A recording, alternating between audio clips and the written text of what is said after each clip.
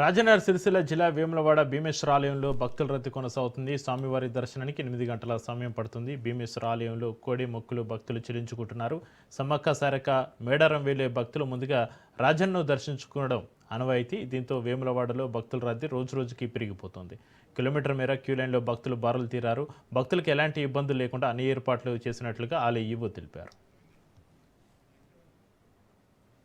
ఇక రాజనగర్ సిరిసిల్ల జిల్లా వేములవాడ భీమేశ్వర ఆలయంలో భక్తుల రద్దీ సంబంధించి మరింత సమాచారాన్ని మా ప్రతినిధి రవీందర్ ఫోన్లైన్ అందిస్తారు. రవీందర్, వేములవాడ రాజరాజేశ్వర స్వామి ఆలయానికి అయితే భక్తుల తాకిడి రోజువారీగా పెరుగుతుందని చెప్పవచ్చు.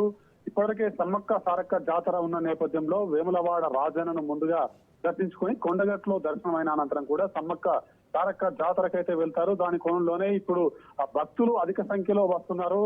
అంటే రాజన్నను దర్శించుకొని ఇక్కడ మొక్కులు చెల్లించుకున్న తర్వాతనే వెళ్ళాలి కాబట్టి రాజన్న ఆలయం ఒకవైపు రెనోవేషన్ నడుస్తుంది కాబట్టి భీమేశ్వర స్వామి ఆలయంలో మాత్రం దర్శనాలు కొనసాగుతున్నాయి. ఆ ఆలయంలో ఇప్పటివరకు రోజువారీగా దాదాపు 50,000 పైచిలకు భక్తులు వచ్చి స్వామివారిని దర్శించుకొని మొక్కులు చెల్లించుకొని వెళ్లే విధంగా వస్తున్నారు. ఆ క్రౌడ్ అయితే అధికంగా ఉండడంతో కూడా క్యూ లైన్లలో మొత్తం బార్లు తీరిన పరిస్థితి చెప్పవచ్చు. వచ్చిన భక్తులకు మాత్రం దాదాపు 3 నుంచి 4 గంటల సమయం దర్శనానికి పడుతుందని చెప్పవచ్చు.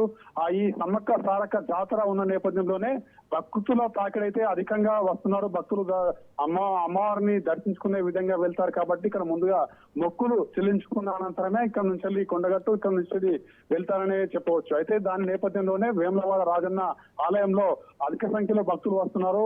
ఆ రాజన్నను దర్శించుకొని ఇక్కడ నుంచి వెళ్ళి మొక్కులు చెల్లించుకొని అటు వెళ్తారనే చెప్పవచ్చు. Chakri, right, thank you Ravinder.